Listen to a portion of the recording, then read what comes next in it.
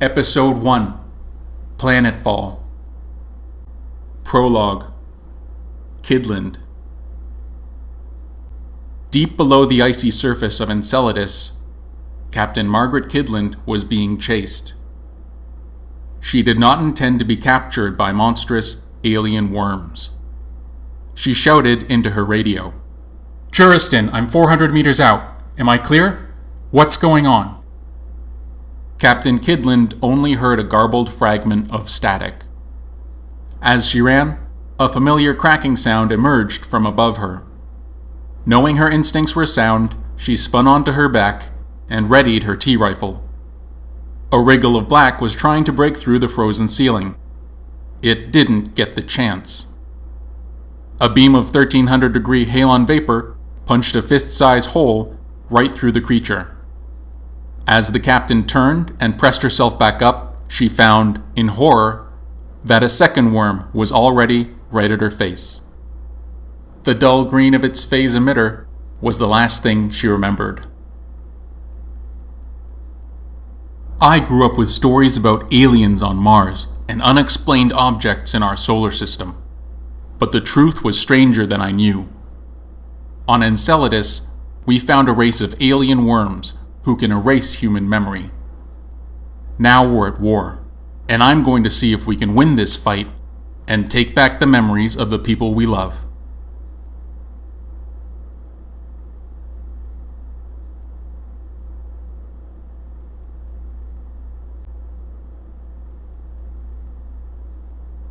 Part 1.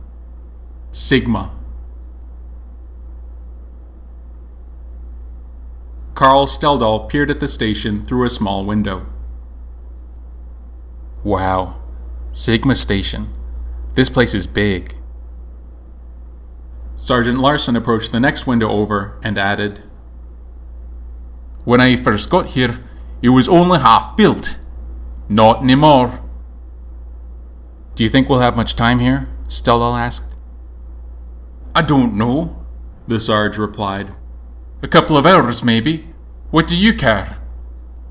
The interior of their long-haul transport was narrow and cylindrical. "I just think it's a marvel of engineering," Steldahl said, deflecting the question. "Well, it's okay not wanting to think about the war," Sarge said. "That's what everyone else is talking about." Steldahl turned his head to look at the sight coming through the window across from him. That was what everyone else was talking about. Enceladus. Sergeant Larson took a step towards Steldahl and put a reassuring hand on his shoulder. "You keep your eyes open and your squad mates close, and you'll make it through," Larson said. Then Steldahl asked the bitter question. "Do you think we can win against the worms, Sarge?" The sergeant already had an answer for that one. "There's only one weapon that's gonna win this war, Steldahl. And it's up here," he said, pointing to his head. That gave Carl something to think about. The automated alert sounded. 5 minutes to station dock. "Get to your stuff, Steldahl," the sergeant said. "Lots to do around here. No time for sightseeing." Then it was Sarge who became distracted as he saw a familiar spacecraft out the port window. "Hey look, an Orbit 9 rocket! That's a great ship!" the Sarge beamed. "When we head down to the surface, we'll be taking one just like it." Then the rocket exploded. "Oh, mercy," the sergeant exclaimed. A crowd quickly gathered near the windows. A field of glittering debris could be seen, marking the rocket's final location. Sergeant Larson was already on the red emergency phone with Sigma Station controllers. "Yep, right," Larson said into the phone. "Yeah, okay, got it." Larson turned to the crowd and addressed them using his sergeant's voice. "All right, folks, Sigma's gonna take care of the rescue. Just get back to your stuff. We're docking on time. That's an order." The troops would be in place, double file, with their bags and equipment ready, when the transport docked with the station orbiting Enceladus.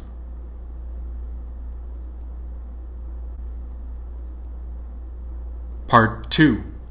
Reunion. The troops had waited 8 long months to reach Sigma Station. Staging Zone 1 was an appropriate location for a mass of soldiers and hundreds of bags of equipment and belongings. Sergeant Larson was shouting to keep order. "Okay, everybody, I know we're supposed to have 6 hours for food and sleep, but they're short on rockets. So we're heading out in, The Sarge checked his watch. 16 minutes. Groans came from the crowd. Steldal was jumping up and down, waving his arm. "Sarge? Sarge?" he asked. "What is it, Steldal?" Larson replied. "I'm feeling dizzy and nauseous, and I have a migraine," he said. Sarge wasn't interested. "Then take a blue pill and don't lift anything heavy," Larson said. "I took all of my blue pills, Sarge. Then I lost my medkit," Steldal pressed. "Can I go to the medical wing and get a new one?" "The medical wing? That's on the other side of the station," Sarge exclaimed. "I'll be quick," Steldal said. He was lying. The Sarge was busy with several other soldiers. "Alright, fine, Steldal. Get some pills, then get back. Double time." "Yes, sir," Steldal said. He ran as fast as he could. Steldal had checked in at medical wing reception using his name, but not his rank. Sigma Station was technically a civilian outpost, but almost exclusively used by the military and Earth's best scientists and physicians. Margaret Kidland was a patient in the psychiatric ward, but also a rare casualty of war. Like many who were phased on Enceladus, she had lost the entirety of her memory. But unlike all except 4 others, something else had been put in its place. Something cruel. Captain Margaret Kidland believed she was a worm. Carl still couldn't believe it. He had had several long-distance conversations with doctors tending to her, but their conclusions were cold and certain. Captain Kidland was a terrible casualty of war. Not just a vegetative, sleepwalking blank, but a mind rewritten to see worms as friend and not foe. Steldal tried not to run down the hall to her room.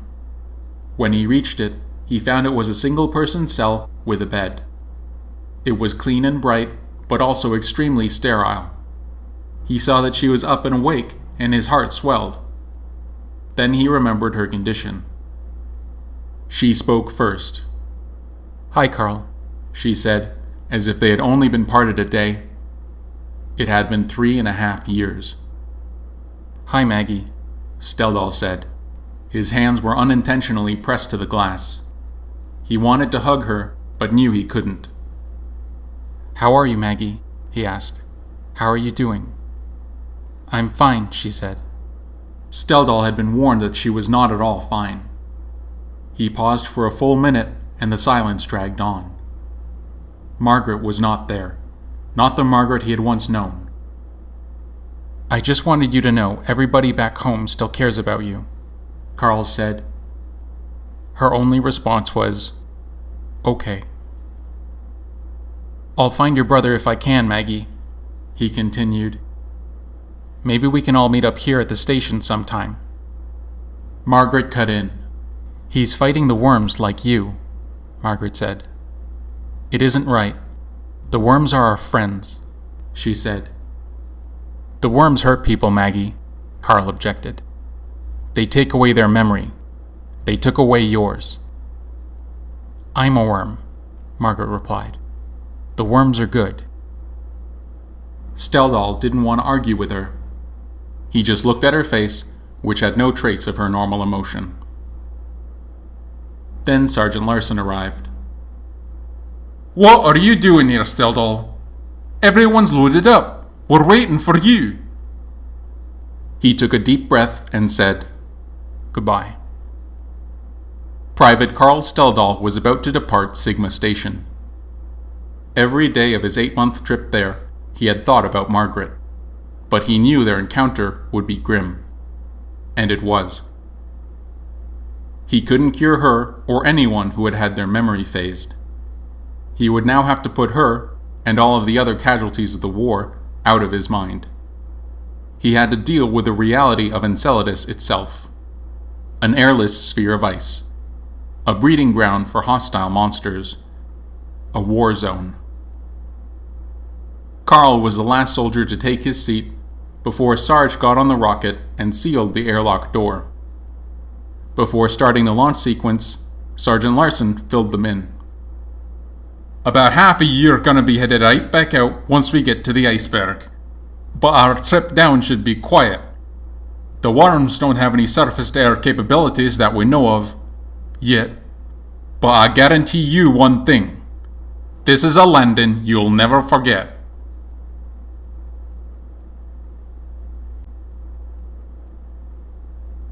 Part 3. Planetfall. The windows near the bottom of the transport rocket told the real drama of the descent. The surface of Enceladus was white, streaked with blue, and was peerless in its reflection of light from Saturn and the distant sun. It rushed up to meet them, but without any resistance, turbulence, or friction from air. Enceladus, which was known as a planet, was only the size of a modest moon. It was given its remarkable title for one reason and one reason alone: fresh water. Orbiting Saturn alongside dozens of larger and more imposing moons, the secret of Enceladus was not that its surface had water. The secret was that Enceladus was water, kilometers in depth, supported by a rocky core which had just enough gravity to hold it together. Humans would simply never run out of water on Enceladus, and that was a rare fact in our rocky, dry solar system. It was also, unfortunately, not a gift to be received by humans alone. For over 3 million years, an ancient breed of mechanically enhanced worms had lain dormant near the planet's molten core. Not an alien race in the true sense, these creatures were dependent on technological enhancements which were grafted onto their simple bodies. Lacking speech, writing, or even the ability to use tools, it was clear from the start that these worms were not products of their own evolution. They had been made, mutated, and manufactured. Even at the time of Steldal's arrival, it was unclear by whom. All aboard the rocket could now see the surface of the planet rushing up beneath them. "Holy storks," one of the troopers said. "It's the iceberg." From 10,000 feet up, the massive ice-crawling vessel looked like a toy. It definitely wasn't. A 500-foot-long mobile base of operations, the iceberg was a vehicle driven by a massive set of triangular treads at its rear, and suspended on a pair of 80-foot skis at its front. Because worms didn't perceive visible light, the vehicle was uncamouflaged, like all human ships on Enceladus. Its heavy composite parts were military-grade Arctic white, and their angled sections could be seen from a distance. Its many pressurized compartments were made of foam titanium, which had been left an unpainted factory blue. The iceberg's windows and transparent parts were all made of active glass, which was a brilliant neon orange. In the last seconds of their descent, Steldal finally felt the engines at the base of the rocket ignite. The glassy white expanse of Enceladus quickly rose into view beneath them. Their 100-foot rocket began to feel very, very small. In a mist of muted exhaust, they made contact with the surface. Sergeant Larson had no time to waste. The iceberg was already moving away from them. "Bags and equipment in order, quad file on the ice. Then we march," Sarge said. "No rubbernecking. Go, go, go!" Enceladus was already a well-trodden frontier of Earth's expansion into the solar system. Steldal and his platoon were not permitted personal time to reflect on the occasion. They were expected to follow all orders at all times until they were entirely off duty. So, Steldal and his platoon did as ordered, motivated by the sight of their final destination, which was gradually crawling away. In reality, they would never have to worry about being left behind by the iceberg. At its maximum speed, it could only move 2 meters per second. It was then in no way a hazard to troops around it. Even less could be said of the Mammoth as a getaway vehicle. But its design and armaments made it a formidable base to defend, especially if surrounded. Its forward thermal emitter was the largest ever built, and Colonel Frost, captain of the iceberg, had used it several times already. As the troops ran to the massive vehicle, Steldal found himself, as usual, in the middle of the pack. Except for one slight undulation in the ground, he found that the surface ice was perfectly flat, like an ice rink after it had just been groomed. Unlike an ice rink, the water under Steldal's feet had not been touched for over 10 million years. It was the most pristine surface he had ever walked on. One of the troops looked up and noticed something. "Hey, look," he said, "the iceberg stopped." The Sarge laughed. "Ha ha ha! Nope. The iceberg doesn't stop in the open. It only turns." What followed was an unexpected sight. As both of the iceberg's huge treads began to grind in opposite directions, the vehicle began to turn in place. But the friction it produced was intense, and the ground crew knew to keep their backs to it. Chunks of fist-size ice began to chip and fly out from under the drive treads, some shards spinning out for over 10 meters. After about 15 seconds, the turning stopped. Sarge reckoned that the crawler had changed its heading about 30 degrees due south. As Steldal's platoon finally approached the rear of the ship, the crawler began to move forward again. The squad had to coordinate throwing their gear onto the vehicle first, and then pulling their comrades up inside, off of the ice. The captain of the iceberg, Colonel Frost, liked to give new troops what he called the running welcome. It was a plain way to remind new arrivals that changing location was one of their most effective strategies in fighting the worms. It was also the reason why the iceberg had such a small crew: to stay light. After its permanent crew of 35, any extra bodies and equipment could bring its top speed down to 1.5 meters per second or slower. These speed penalties don't sound significant until you start planning for a 200-kilometer journey. That's when you realize a few fractions of a meter per second in lost speed could add days to a long-haul trip. Colonel Frost knew this and many other things about his ship, including a second way to reduce weight: round-the-clock operations. With 13 of the newly arrived soldiers being put directly on dropships, he would save on weight, increase the iceberg's speed, and bolster an important salvage mission. The Air Force had requested help that day in recovering a missing ship. Frost knew that vehicles were in short supply on the planet, so he was assisting with the limited number of troops he had at his disposal. Steldal would be one of them. From the bridge of the iceberg, Colonel Frost considered his recent good luck. With no deaths or memory phasings in over a week, and new troops arriving safely from orbit, it was news worth a drink.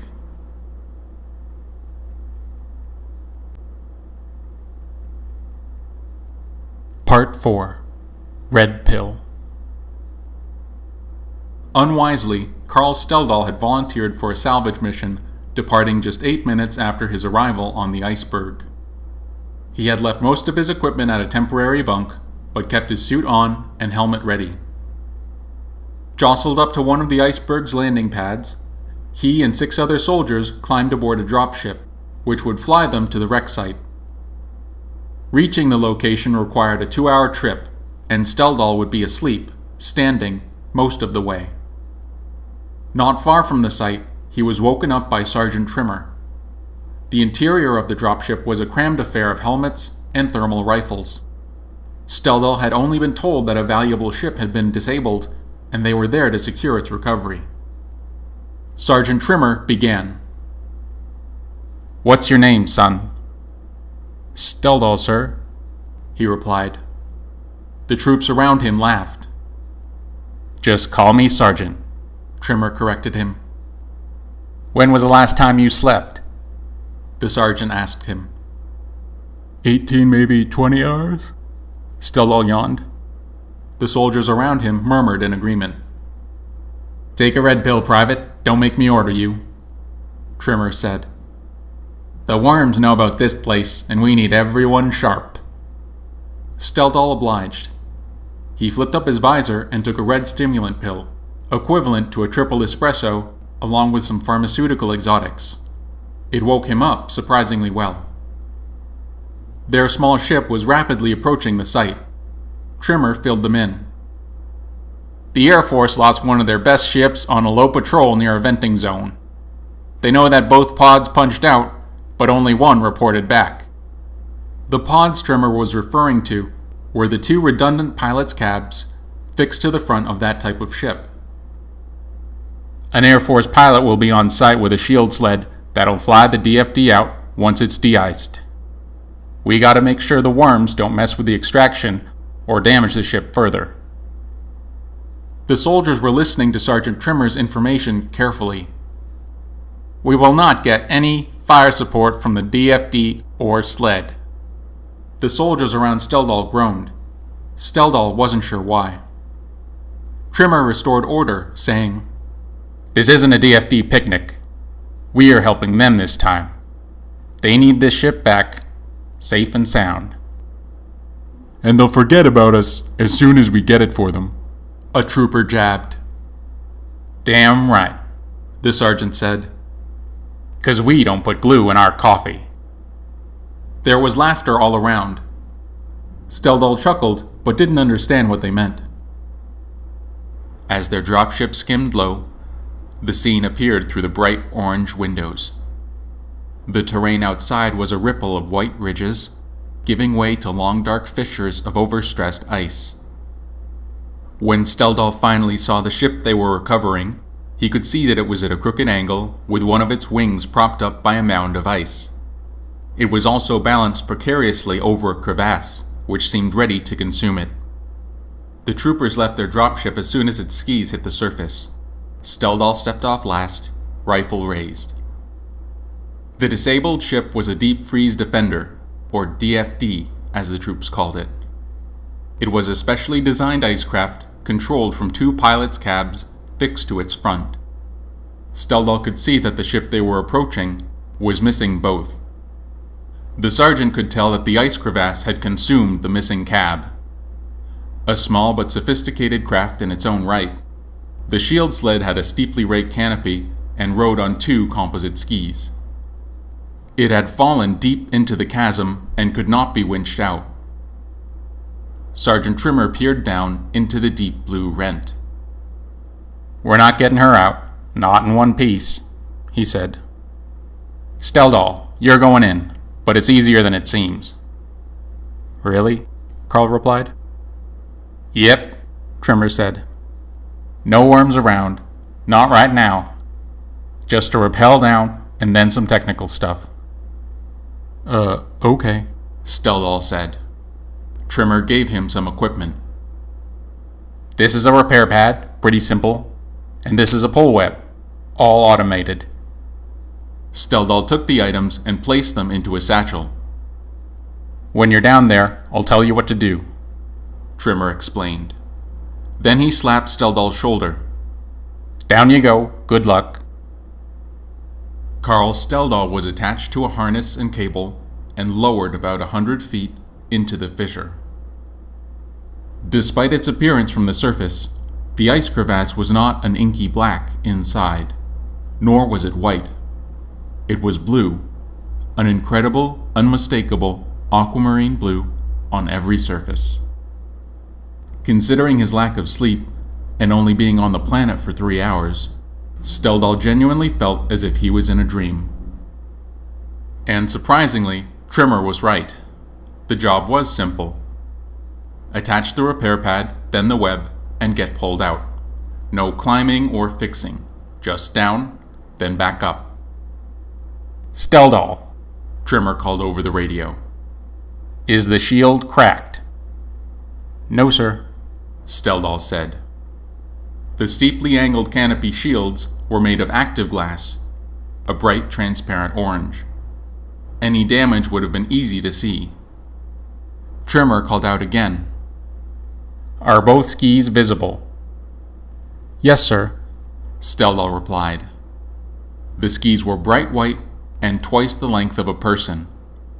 Both were intact. Web first, then do the pad, Trimmer said. Steldal obliged. His cable could have held 10 men, and his training for crevasses had been extensive in Nunavut. Steldal attached the cable web to 3 points around the wedge sled, and then attached a computer pad to an access point on the sled's body. He powered the device on. A panel controlled by Sergeant Trimmer flashed to life. Awesome, Steldal, she's fired up, the sergeant exclaimed. Set up the second cable, then get clear. Carl did and got clear. He was then pulled up about 30 feet. Trimmer ejected the parts from their attachment points, and the remaining craft fell away into the deep blue chasm. The valuable shield canopy and virtually indestructible skis were saved for later reuse. Good job, Steldal, Trimmer said. Steldal was asleep. Trimmer laughed. Winch him up, the kid needs a nap. Steldal startled himself awake. Huh? No, I don't. Everything's fine, sir. I'll be fine. Steldal was exhausted. When he reached the surface, his squad congratulated him. Once the pilot gets here, Trimmer stated, you go back in the dropship first. If we come in contact, take a red pill. That's an order. Yes, sir, the private replied. Steldal didn't hear the whine of the dropship's engines as it landed. He was fast asleep. As the squad made their return flight to the iceberg, Steldal was not contemplating Enceladus. He was dreaming of Earth. He was dreaming of Maggie.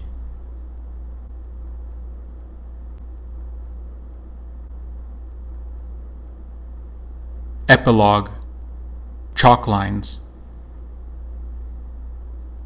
Carl and Margaret were 8 and 10 years old, respectively. She was playing super hopscotch with chalk on their street sidewalk. Carl often found it hard to keep up with her. Just jump to the block your last 2 blocks left you with, she said to him. He said, still standing on one foot. Is it that one? No, she said. Is it that one? He said again, guessing. No, Carl, you're standing on a 6. So? She was trying to help him. So I don't see a 12, he replied candidly. 36, Carl, it's x squared, she said. Of course, he exclaimed, pretending to understand. It's an easy jump, too, with 1 foot. He lunged for the correct square, which was longer than any other jump he had made.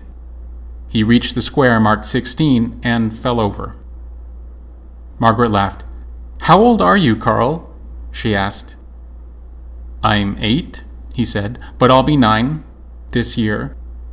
How old are you, like 13? Margaret was tall for her age. For his age, Carl was not. I'm 10, she replied, but I'm going to skip a grade this summer. Oh, Carl said. He felt like he was standing next to a genius Olympian. My friends call me Maggie, she said, putting out her hand. I'm Carl, he replied, shaking her hand. What kind of math is that? He asked, pointing to the various symbols on the sidewalk. It's algebra, she said. You'll learn it someday. It's easy. Carl had a feeling she was wrong. Not about algebra, but about him. The Sunday afternoon was growing late. Carl looked at the game on the sidewalk and pondered. Can you show me how to draw it out? Carl asked. Maybe I'll figure it out next grade. No problem, Margaret said. I'll draw it on a piece of paper for you, and then you can practice, without jumping. That's how my dad taught me. Thanks, he said, beaming with accomplishment. To him, Maggie was magic.